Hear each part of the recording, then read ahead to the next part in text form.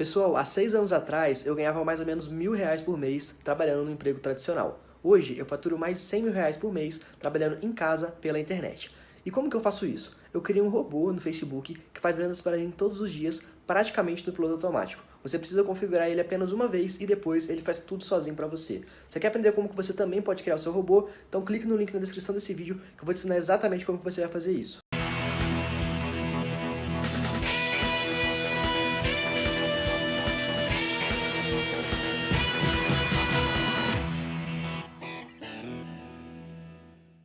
Boa noite. No Globo Repórter de hoje, os mistérios e a infinita capacidade da nossa memória. Quem nunca esqueceu uma senha, um nome, um rosto? Não é problema só dos mais velhos.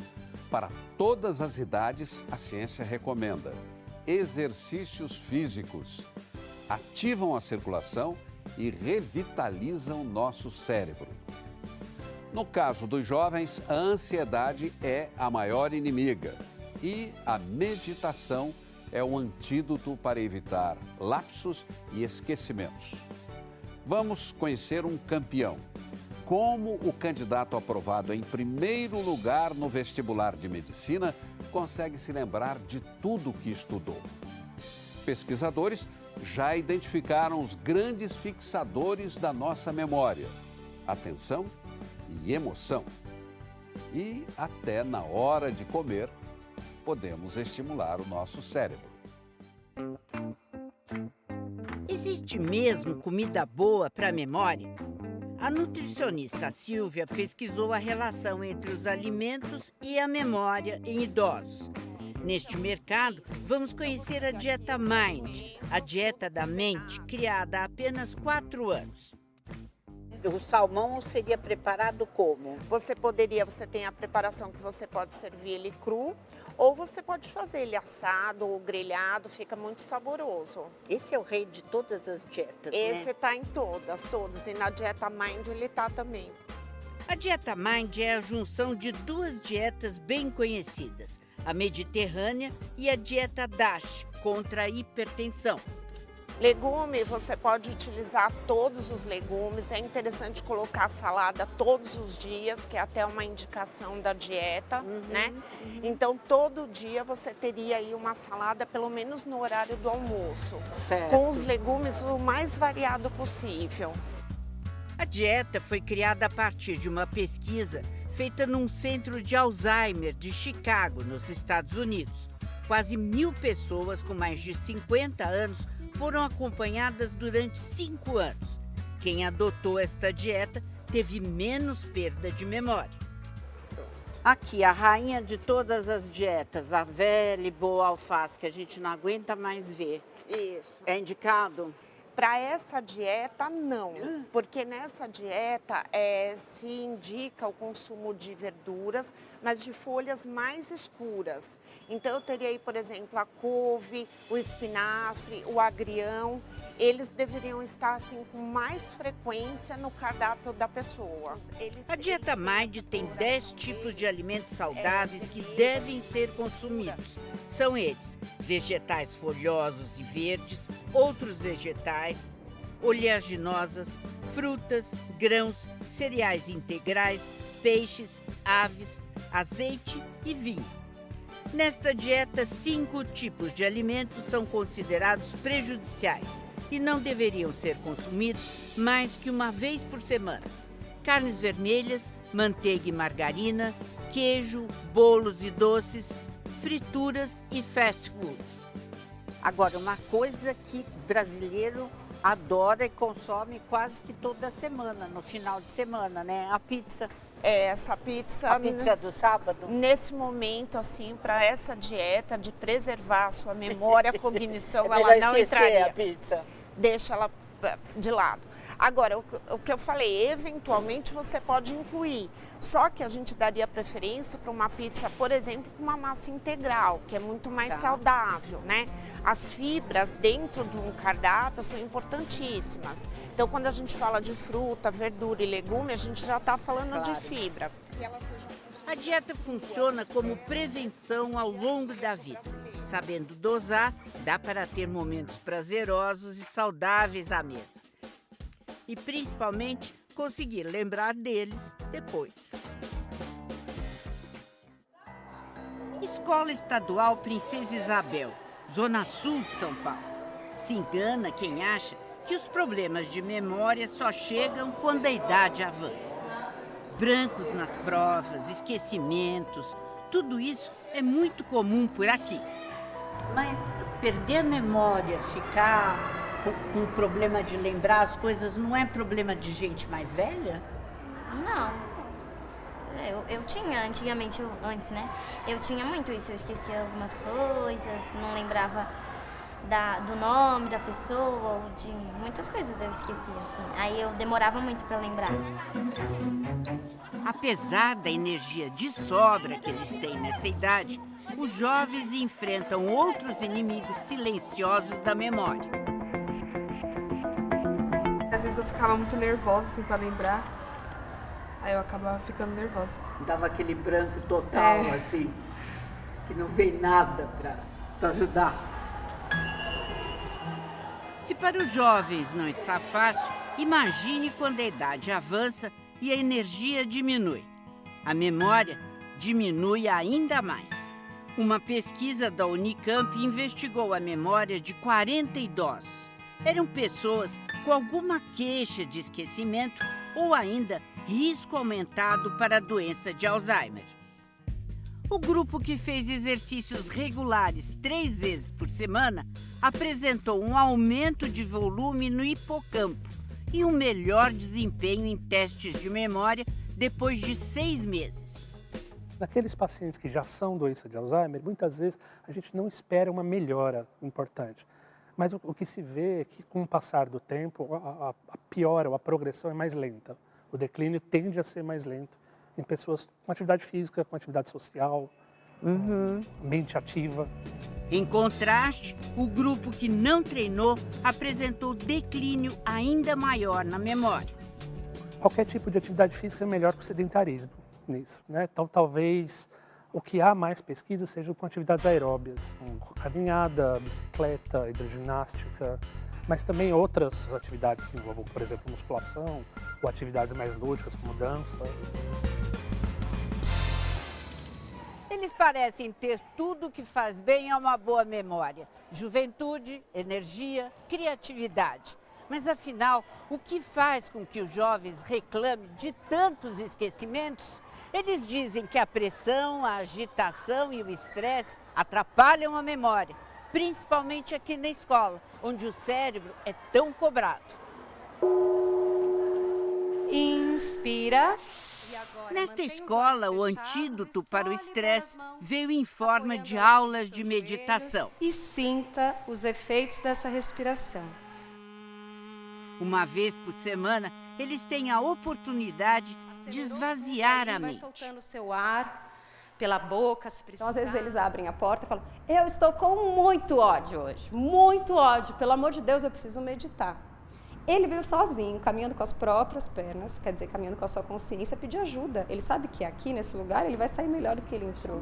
Ele já está percebendo o efeito, né, dessa prática, um efeito real na vida dele. Relaxa um pouquinho. O resultado da meditação está aparecendo em sala de aula.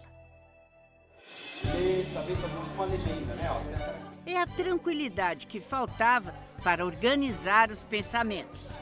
Quando eu estou na aula, eu sinto que minha memória vai, travar na hora por causa disso. E quando eu penso na meditação, ela fica bem mais organizada, nos pontos que eu consigo.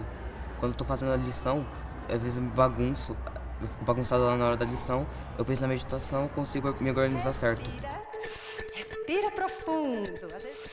Se amanhã vai acontecer alguma coisa, eu tenho que ir para algum lugar, então eu fico muito ansiosa com as coisas. E eu acho que quando eu lembro da meditação, eu paro, esqueço todos os problemas e lembro do que sempre a professora fala nas aulas, de respirar fundo, esquecer, jogar fora aqueles pensamentos ruins, negativos e ter mais foco assim nas coisas. Conseguindo melhorar o foco e a atenção, até nas notas houve uma melhora geral.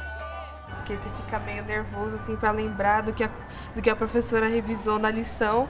Só que daí você lembra do que a professora falou, respira, fica calma. Aí você consegue fazer a prova. A mente atenta na respiração, inspiro. A memória vem. Vem. Só o fato de você estar presentemente ali, percebendo a realidade, você já aciona uma memória. Porque a ansiedade te tira a memória, né? A projeção te tira a memória. Então, quando você está conectado com você, você se lembra do que você tem que se lembrar. Se em São Paulo foi a calma que fez bem para o cérebro dos jovens, em Campinas foi a ginástica que tirou os idosos do comodismo. Este grupo começou a se mexer há 2 anos para participar da pesquisa. Agora, ele sente saudades das atividades físicas. Finge que vai sentar. Eu senti que eu piorei, certamente. E a senhora não continuou fazendo os exercícios? Eu vou fazer, mas eu não faço com gosto. Eu tenho feito, mas é gostado. Não sei se é porque o grupo, a solidariedade e a gente se dava muito bem. Eu acho que me fazia mais bem do que eu fazer na academia sozinha, conversando com a esteira. Seu José concorda. Também sentiu os benefícios dos exercícios. Aqui tem direcionamento, tem tudo. Fez bem para o senhor? Fez. O senhor achou que a sua memória melhorou? Se não melhorou, pelo menos deu uma estacionada. Parou de piorar, né? Já é alguma coisa. É? Dois. Quem nunca fez nenhum tipo de atividade e começa a fazer, tem os mesmos benefícios? Nunca é tarde para começar. Então, assim, sempre quando você intervém com uma atividade física, isso pode melhorar a qualidade de vida. A grande esperança para reativar a memória veio este ano dos laboratórios da Universidade Federal do Rio de Janeiro. A descoberta foi publicada em janeiro na revista Nature Medicine.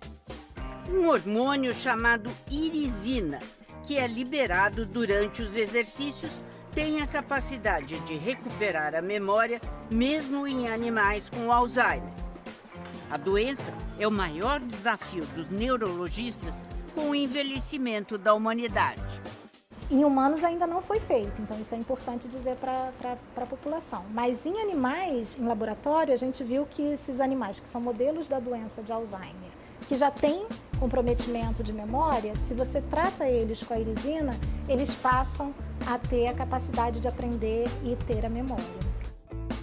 Descoberta apenas em 2012, a irisina já era conhecida por atuar na transformação da gordura abdominal em uma gordura boa para a saúde. Ela também tem efeito na fortificação dos ossos. Agora, o estudo brasileiro revelou o efeito da irisina no cérebro. Esse foi o primeiro estudo mostrando que ela tanto está presente no cérebro, como ela tem ações benéficas para as sinapses, protege os neurônios e protege a memória. Vamos lá, gente, está comprovado que libera irisina, aquele hormônio que protege o cérebro. O novo hormônio ainda é pouco conhecido, mas já ajuda a estimular esses idosos. São 100 pessoas, 2 vezes por semana elas estão aqui. 2, 3, 4. O lugar é o estacionamento do Shopping da Penha, zona leste de São Paulo. Esta professora de educação física está fazendo um doutorado em neurologia na USP, quer provar que a recuperação da memória pode ser fácil, simples e barata. 2, 3. Só esses exercícios que você deu aqui já são suficientes para ativar a memória, para melhorar essa memória? A gente tem relatos já de 7 anos para cá de pessoas que melhoraram muito suas funções cognitivas, tanto desde para usar um caixa no banco, para controlar o seu dinheiro, para controlar as suas compras, para fazer a sua aula de idiomas, uma melhora que eles relatam. Porém, agora a gente está investigando cientificamente nesse projeto, nessa tese de doutorado, e aí sim a gente vai entender melhor qual o papel dessas atividades cognitivas no programa de exercícios como um todo e como isso impacta na memória. É você mobilizar os seus ombros. Agora eu vou para a versão um pouco São mais exercícios difícil. para o cérebro e para o corpo. A cada comando da professora existe um movimento correto. É preciso prestar bem atenção. 3. Ficar fazendo aquilo que a gente já sabe não basta. Se eu falar 2, faremos o 3. Se eu falar 3, faremos o... A pesquisa em andamento quer saber se estes exercícios conjugados fazem aumentar ainda mais os benefícios para a memória. E o comando 3? A dona Edivane não perde as aulas. Aos 88 anos, garante que a memória está em dia. Não perde a chave de casa, nada? Não. Não esquece o que foi pegar na geladeira? Não. Com 88, lembra de tudo? A cabecinha tá mais pra melhor. Como é que a senhora fez para chegar nessa idade com a cabeça funcionando? Sempre andando, tudo anda. Ah, é esse o segredo? Você acha que é? 2 passos! Borboleta. Excelente, pessoal. A falta de atenção é a grande inimiga da memória. A emoção, uma grande aliada. Que técnicas podem nos ajudar a não esquecer? Voltamos já já.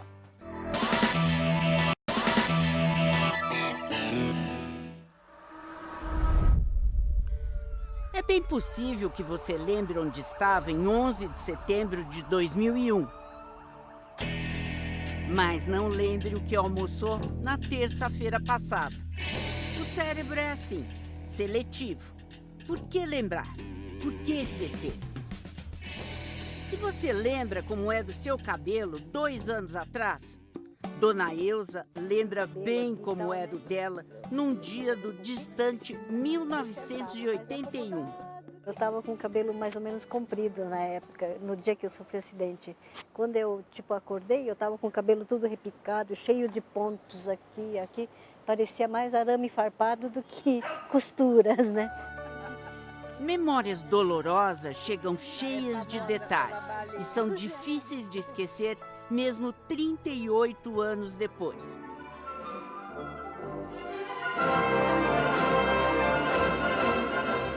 Orquestra Filarmônica de Minas Gerais, Sinfonia número 3 em Lá menor, de Rachmaninoff.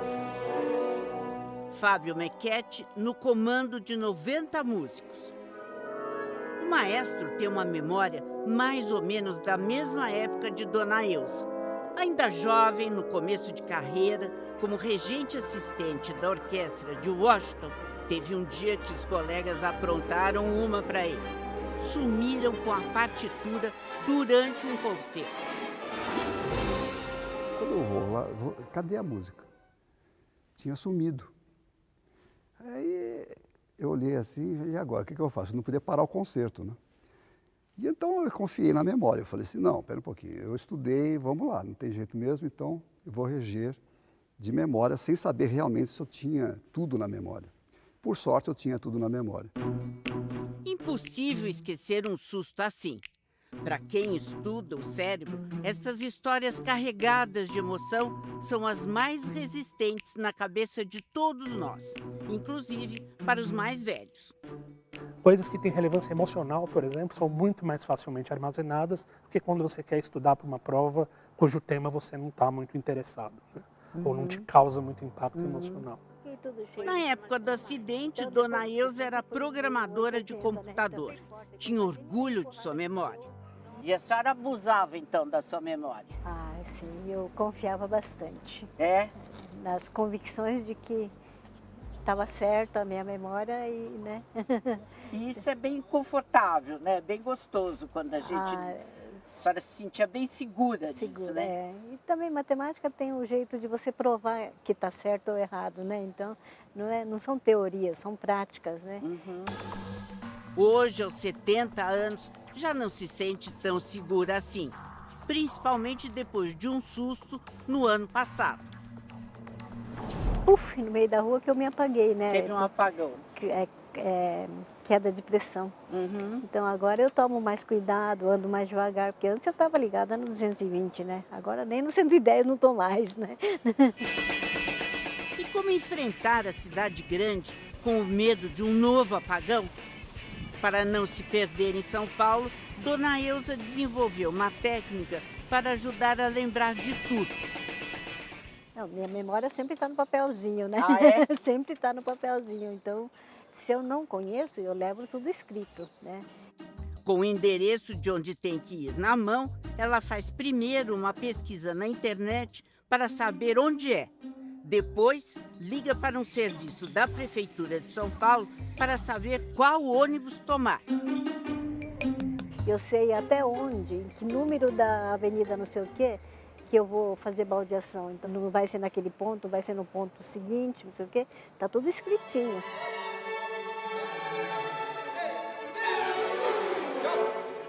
Na orquestra está tudo escrito ali na partitura. Mas cada músico precisa, além disso, prestar atenção no maestro, no instrumento, no chefe do naipe e nos colegas à sua volta. E para isso, vários tipos de memória são ativadas ao mesmo tempo: visual, tátil, auditiva.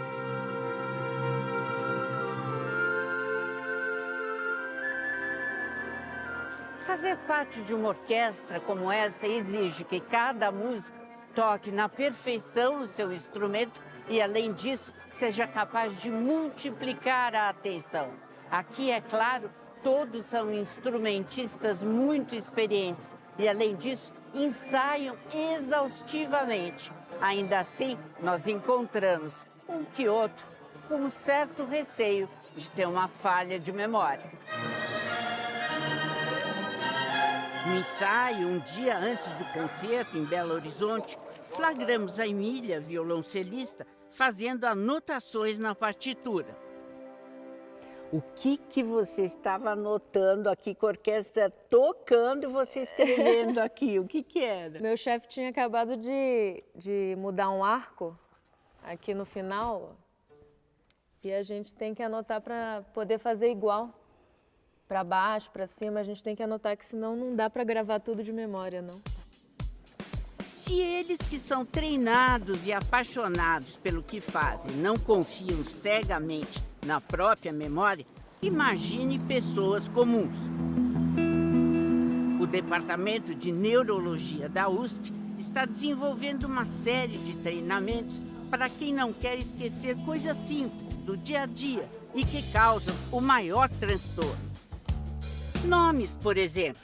É claro que você não vai esquecer o nome do seu namorado. Mas quando o interesse não é assim tão grande na pessoa, a coisa complica.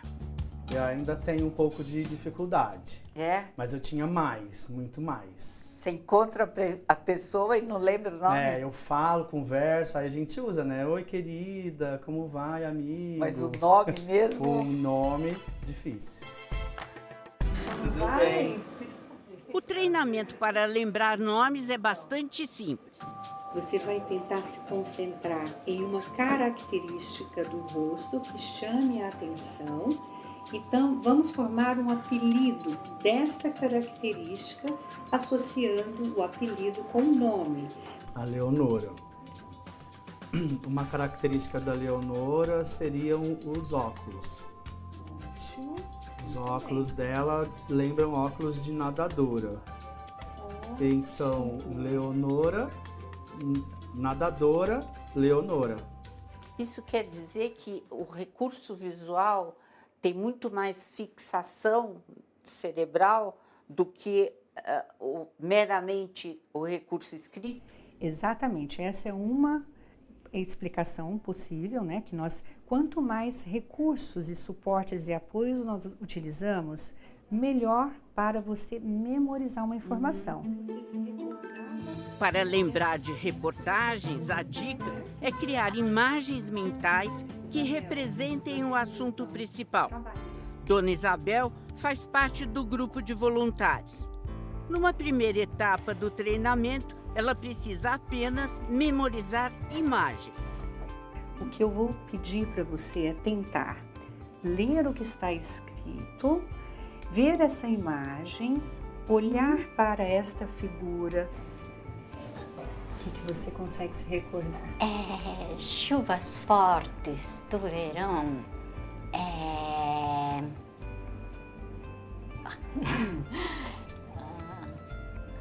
Atrapalha a vida cotidiana dos paulistanos.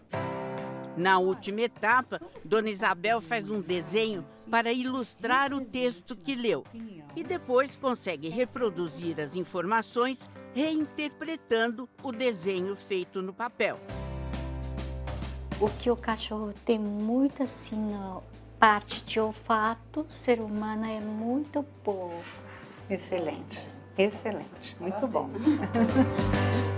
Aprender algo novo, estudar algo novo, mesmo que você esteja aposentado, é muito importante que você procure fazer atividades que exijam um aprendizado e depois você possa recordar, que isso favorece novas conexões.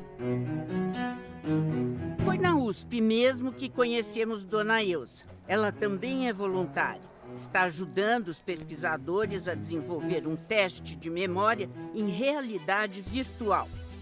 O objetivo é testar a dificuldade em memorizar um caminho, uma queixa frequente entre idosos, que Dona Elza conhece bem.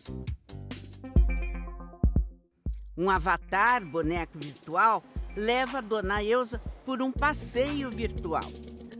Olá! Hoje eu vou ser o seu guia neste passeio dentro da realidade virtual. Nós vamos fazer um caminho juntos.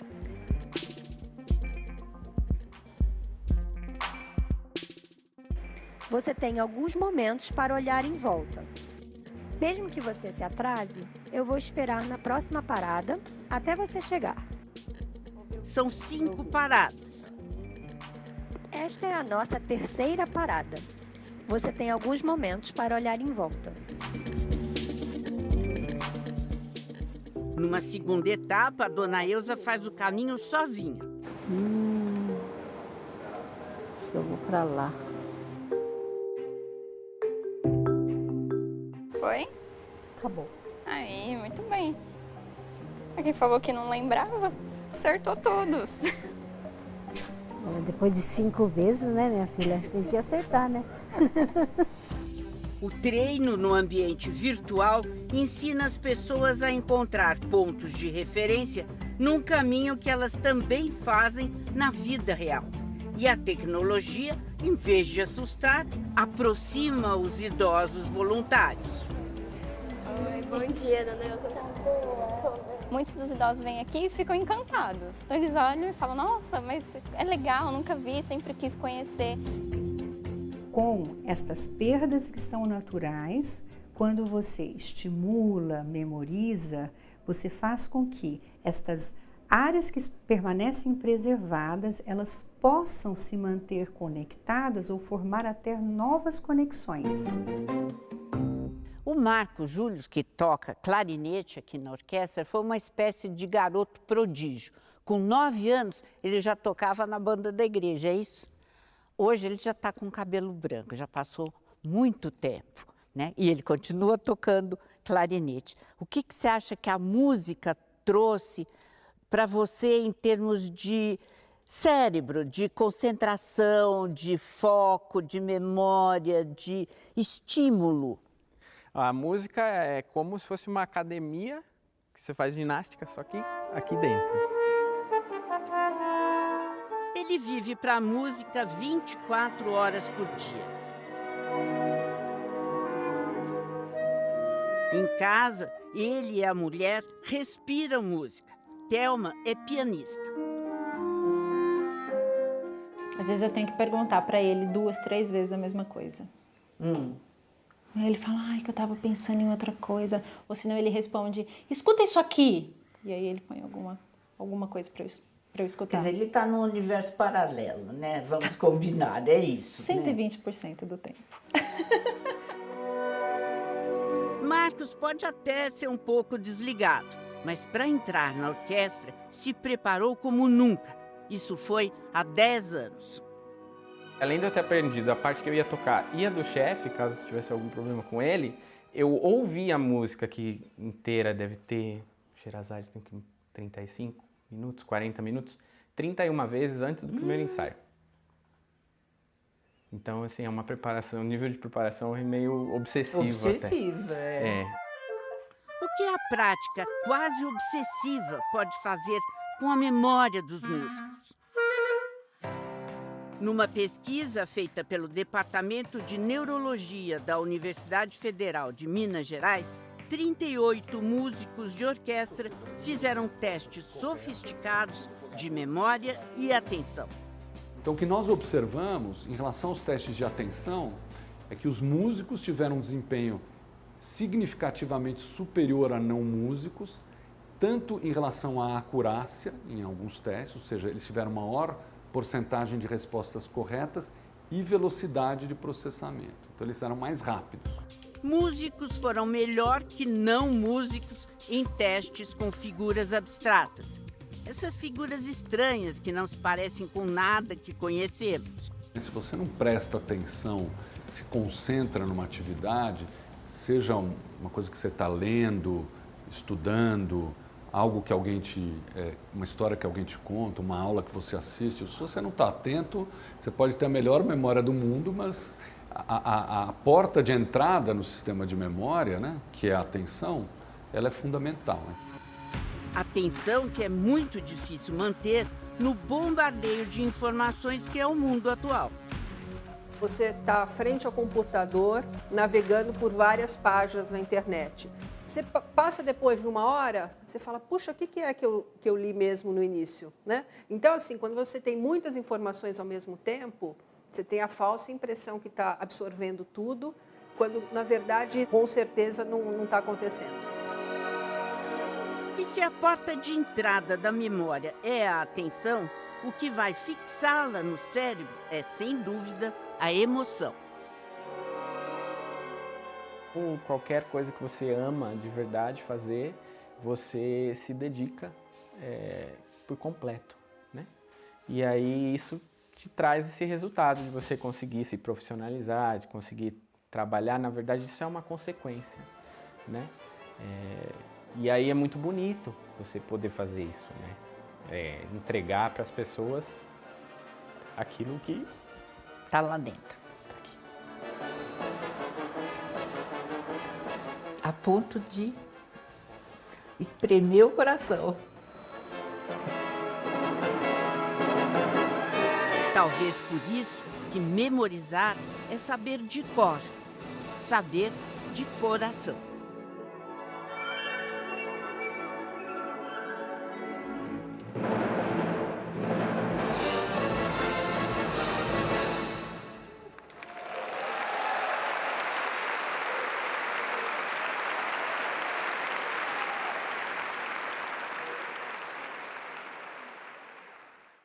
Primeiro colocado no vestibular de medicina. Para chegar lá, abandonou os pesados cadernos e criou um método próprio para lembrar o que estudou. É daqui a pouco.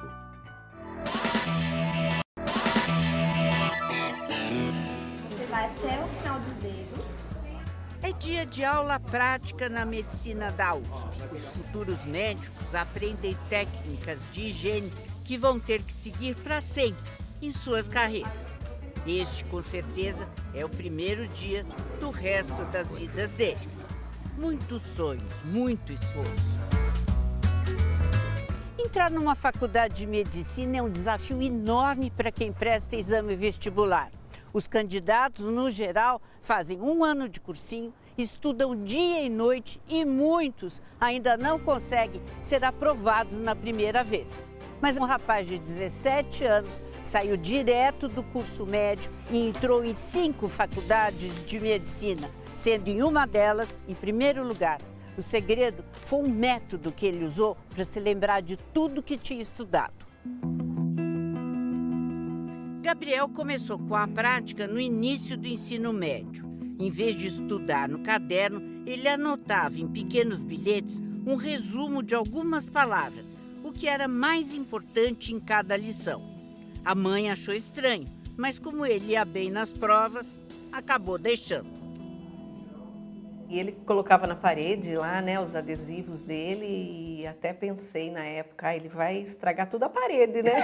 Vai tirar toda a tinta da parede. A dona da casa já ficou preocupada. Mas eu falei, não, se está sendo bom para ele, vamos deixar, depois a gente pinta a parede de novo, né? Não sabia que ele tinha abandonado o caderno.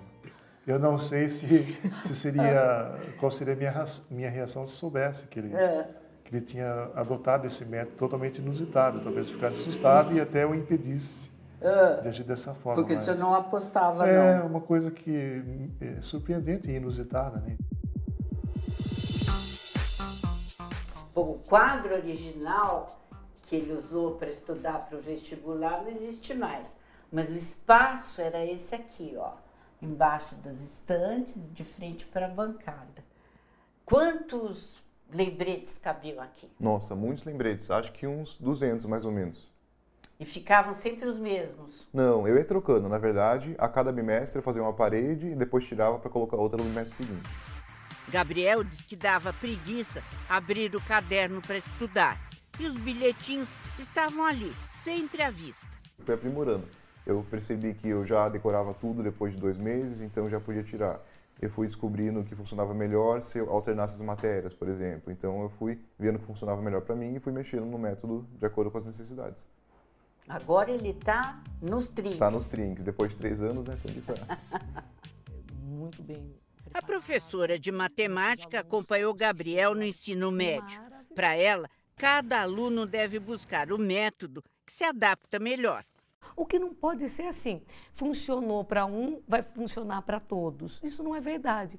Então, para um, pode ser a música, o outro pode ser essa emoção da alegria, o outro numa representação através da escrita. Então, a escrita também é algo muito importante, registrar. O Gabriel registrava tudo. Hoje, na Faculdade de Medicina da USP, Gabriel diz que vai usar o caderno. Afinal, o conteúdo é imenso e nem mesmo os médicos formados conseguem ter tudo na memória, com novas pesquisas científicas saindo a cada dia. Eu fui um bom aluno, mas não sei se uma memória boa. Você tem dúvida? Tenho. Assim, eu não me considero que eu tenho uma memória acima dos outros, por exemplo. Você costuma esquecer a chave de casa, o celular, Esqueço, essas coisas sim. assim, banais? Super normal para mim. Vivo esquecendo chave nos lugares, celular. Mas no estudo? No estudo, não. No estudo eu tento lembrar tudo que dá. Eu ensino para quem pedir. Ficou o método do Gabriel. Ficou o método do Gabriel.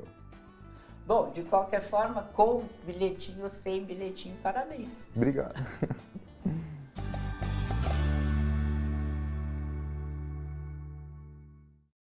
Quer avaliar a sua memória?